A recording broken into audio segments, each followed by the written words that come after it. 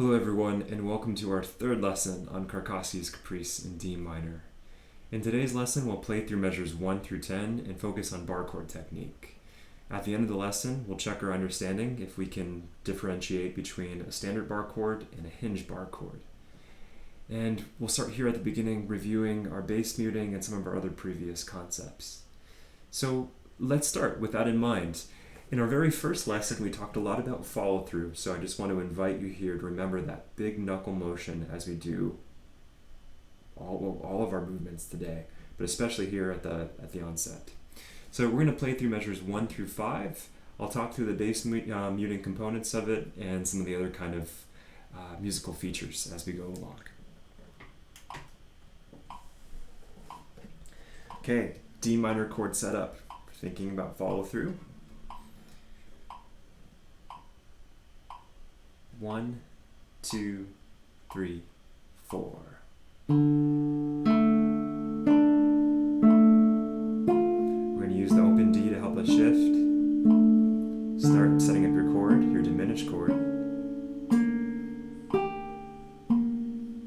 Same thing, open D is going to allow us to shift. Getting ready for our PM arpeggio.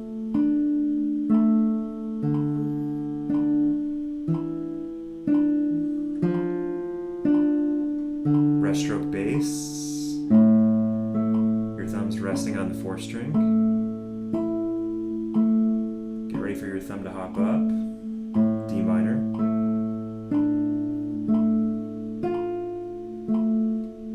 And back to A major.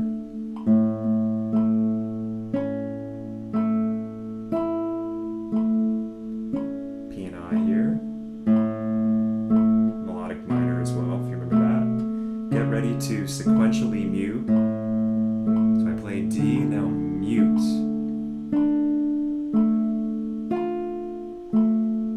Bass line changes here. We're going to go up to F, D, F.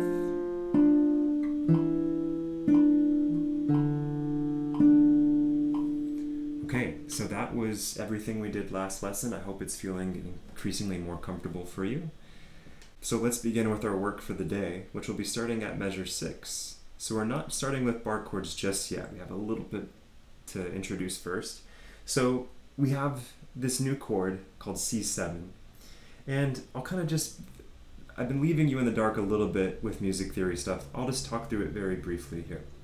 So most of the chords that we've played so far have been called triads, in that they have 3 different notes in them.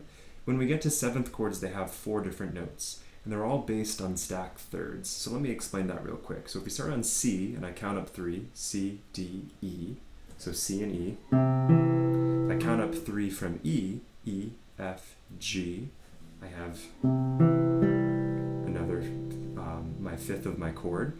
And if I count up one more time from G, A, B flat, because of my key signature, I get a 7th chord. And this happens to be a dominant 7th chord. Again, we can't talk about everything in these videos, otherwise they would each be an hour long here. So with that in mind, just trust me that it's a C7 and it relates to perhaps a C chord that you know already. So if you do know C, we have C on the 5th string 3rd fret, 4th string 2nd fret, G open, C 2nd string 1st fret, and then E. Now for a C7, what we're going to do here is we're going to put our pinky on the 3rd string 3rd fret on that B flat. So we have our C7 chord. And then we're going to have, like we've often had in previous measures, we're going to have this moving bass line against a repeated high note. So let's leave C down. Leave them both down. Now I'll pick up the 3rd fret. I play D and C. E and C with my 2nd fret on the 4th string, and then back to C and C, 5th string, 3rd frets. So we have our C7 chord, and I have my moving bass line.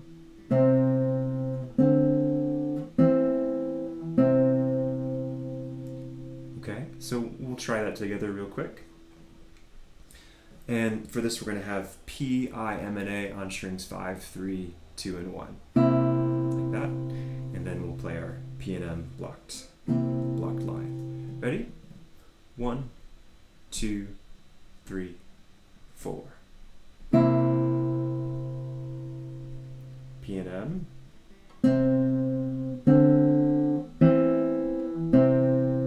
Okay, we're going to carry on for right now. We'll fold this back in with some block chord practice in a little bit. Okay, so now we move on to measure 7, and we finally get to talk about bar chords for the day. So at the start, I want to just talk about a couple things to look out for. Firstly, it's good to know that if you're new to bar chords, it may take a couple days, if not a couple weeks. I'm hesitant to call these shortcuts, but I think they'll save you some time with some of the approaches that we explored today. So be patient with yourself, most importantly. And realize a couple things. Even if you are playing bar chords right now, I think I can still offer you a couple cool pieces of advice here. And think about it like this. When you first approach bar chords, you're likely going to be squeezing way too hard. So you're kind of lighting up all these different nerve endings on your index finger. And then with time, you teach yourself kind of where to distribute that electricity, if you will. You realize, oh, I don't need to press so much over here. I can only need my tip joint to be a little bit more engaged. And once you have that, it doesn't feel like you're bearing down on your instrument all the time. And that's important. We want to avoid squeezing if we can, okay? Again, you're going to be exploring things here at first, but the end goal here is to not over squeeze. And another thing that happens a lot is inadvertent tension. So in my classroom, I often see this as the lightning bolt pinky, where the pinky's extended this way. We have to just sort of think about the way that we call this brachiation. If you think about how we may have evolved from chimps here, or our primate cousins, the way that we close our hands is from the pinky side. It's going to feel awkward if you close this way. This feels very natural. So anyway, all this to say is, if you have your pinky sticking out, just invite it to lightly flex. Don't flex it in the palm where it's underneath the neck of the guitar, but just lightly flex. And that's where you get a lot of strength. So look out for that. And again, this may start off as a wish at first. I wish my pinky to be lightly flexed. So keep that in mind. So let's waste no more time here, and we'll start off with our F major chord. So let me tell you how to get the chord shape. So our index finger is going to cover the first 2 strings at the first fret, C and F, and now I'm going to play A on the 3rd string, 2nd fret, and then F on the 3rd fret, 4th string. Now, and we're going to do P, I, M, and A here, block chords again. Now, to start, I would invite you to lighten up your pressure. It's gonna sound like a thud. You can almost hear the chord, but it's a thud. And then what we're gonna do is we're gonna slightly push down. See if you can make a buzz now. Whoever's at home with you are gonna think that you suddenly just got worse, but you're actually getting way better. It's very hard to actually do this, to know the difference between a thud and a buzz. So explore that. And then the beautiful thing here is the difference between a buzz and a clean note is a pretty small, application of pressure. So think about that. For me, my index finger is still lined up with my thumb here. So I'm not jamming my thumb or have my elbow out or anything like that. So keep that in mind. Now, after our F major chord, we're going to move to this A7 and 2nd inversion. Woof. Okay, again, we're not going to explain all this right now, but let's talk about some notes. So we're going to bar the first 4 strings, and we have E, A, C sharp, and then we're going to put our 2nd finger on the 3rd fret, 1st string. Now, for me, my thumb has moved a little bit. So when I play a bar chord that's on the 4th string, 5th string, and 6th string, my thumb tends to move over a little bit. So if I have a 2-string bar or a 3-string bar, it might be a little bit more off the side. And then if I have, a 4, 5, or 6 string bar. I'll move it over a little bit. What this is doing is just effectively creating some torque here. So we have our index finger applying pressure this way and our thumb applying pressure in this direction, and it kind of gives you that kind of circular leverage a little bit. So explore that. You don't really need much on a 4 string bar, but it might be worth knowing about. Again, start off with the thud. Go to a buzz. And then just add a little bit more pressure. And you have your chord there. Some teachers talk about gravity and arm weight and things like that. The reason I'm hesitant to say much about it right now is I don't want your arms to feel heavy. You want them to feel light, ideally. And then if we start thinking about weight, you might rotate your shoulder back a little bit. And if you don't know that you're doing it, you might not bring it back to neutral. So these are aspects that you may have heard about before. Explore, have fun, but just seek to find neutral. I think you'll have more success with the bud and thuzz. Sorry, the thud and buzz practice. Okay, so let's try this for a moment here. So we're going to block the chords. Now, remember, we block the chords to get a sense of understanding about the chord shape and the harmony. And then when we add the right hand back into it, we get the luxury of sequentially putting our fingers down again. I hope I'm not being confusing by switching back and forth between these techniques. I just rather hope that they're kind of different tools that you can use to solve technical problems. So here I'm kind of focusing on the left hand a little bit, but then when I add the right hand, I get a little bit more luxury here. And I'll play here because I'm starting to talk in circles. So check this out. I'm going to play F major.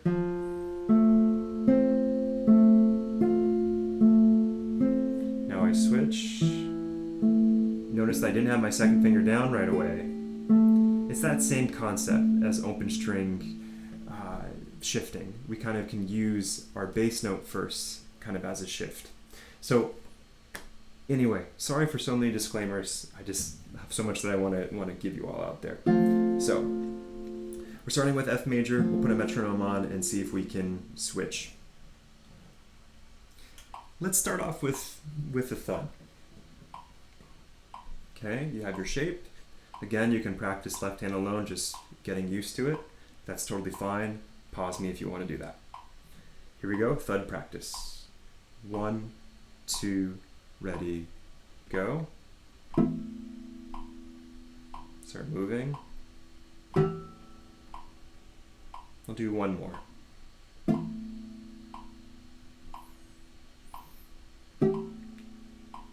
Try to get a buzz.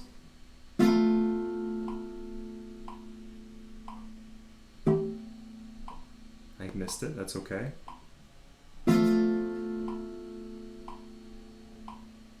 There we go. Okay, add a little bit more pressure.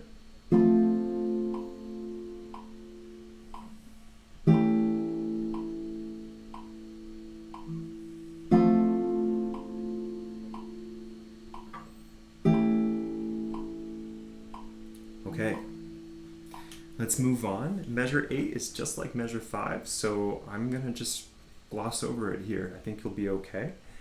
Let's move on to measure 9. We get our diminished chord shape again that we had in measure 1. And that same pattern that we have in measure 1.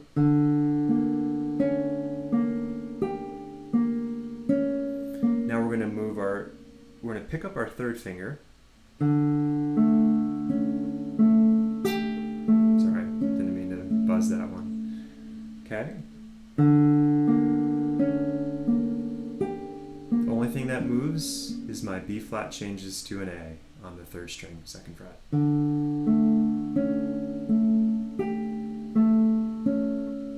And again, this is an example of pedal bass, so good time to review that. This chord is another version here of A7.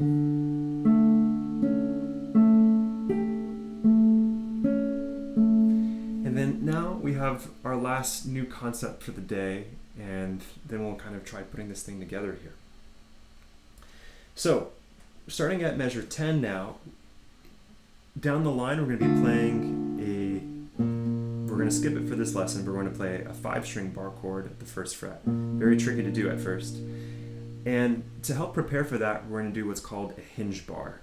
So as you switch, I'll just play once and then we'll talk about it. So here's measure 9.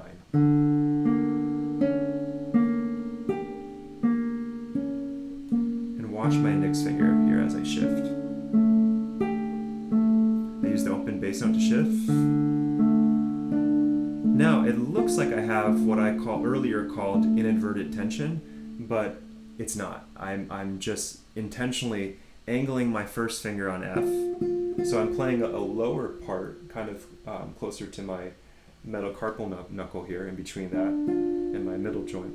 And it's gonna provide me the opportunity of getting into this 5-string bar much more efficiently. So let's practice that for a moment here. So we're gonna start off with this. Again, forgive all the music theory here. We have an A7 chord over a D. Okay, so A, C sharp, G, D in the bass. This is beats 3 and 4 of measure 9.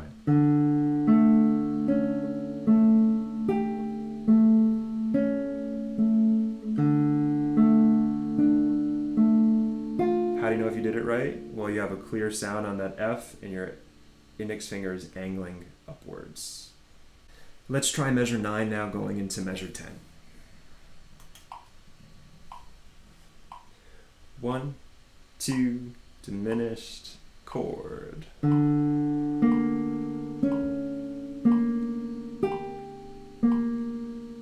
Pick up your third finger, put down your index finger, put it on A. Going to a D minor chord, use the bass note to shift, and now your index finger angles. Practice that as much as you need to. It's probably a new feeling for your hand. Let's go from measures 5 through 10 now. And now that you have a richer context, I think I can give you a couple more small details that will help you. Okay, starting from measure 5, we have our D minor chord, so we'll kind of play along with me here. No metronome.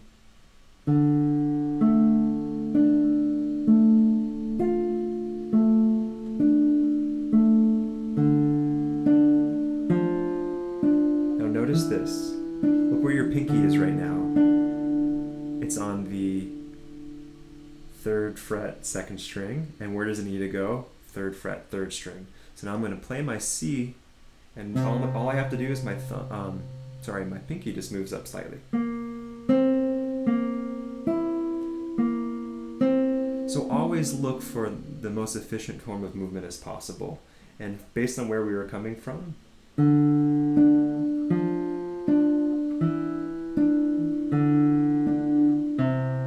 very small.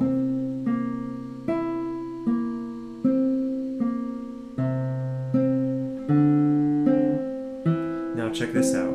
As we set up our F chord, look where our index finger is. It's just going to come down a little bit like this.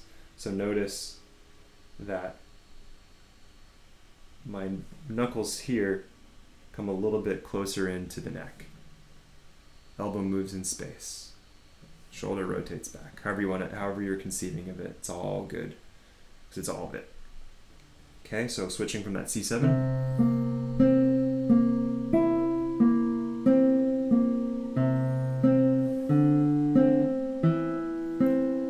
Finger drops down.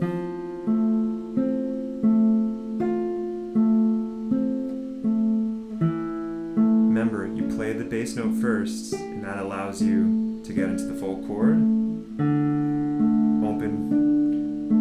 Open bass shift there.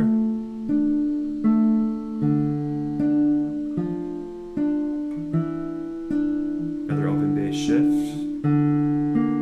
Diminished chord. 2 and 4 stay down. Your index finger moves to A on the 3rd string, 2nd fret. Now I play D minor, but I hinge.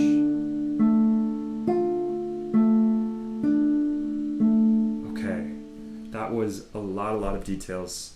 Good for you for following along there. Let's put rubber to the road here and play measures 1 through 10. I'll narrate as I can. Starting off with D minor, think follow through. Here we go. 1, 2, 3, 4.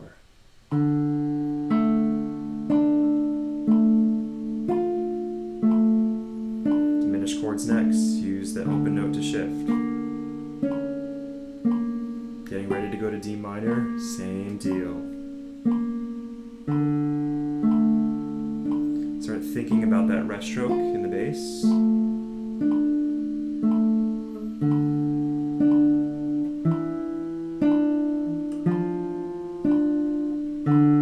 Rest stroke cancels out that 4th string. D minor is next.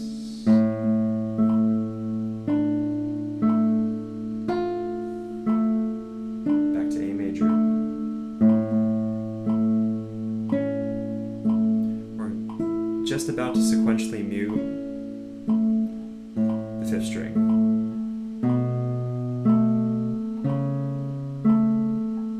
I play D, and then I mute, put my thumb down there.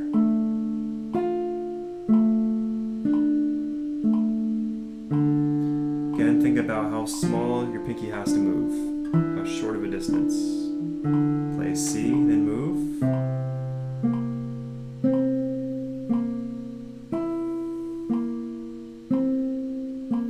Remember, your index finger is kind of going to fall down here to the 1st string, if you will.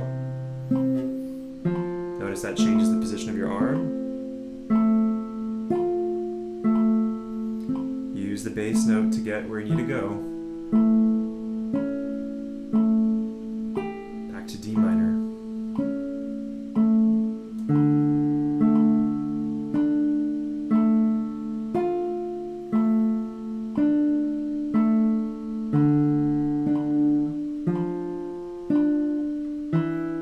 Use the bass note to shift.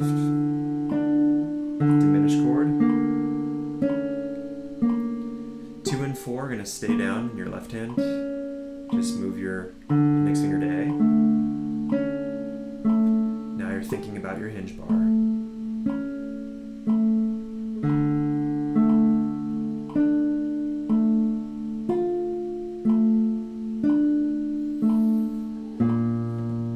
And I'll leave it there on our B flat.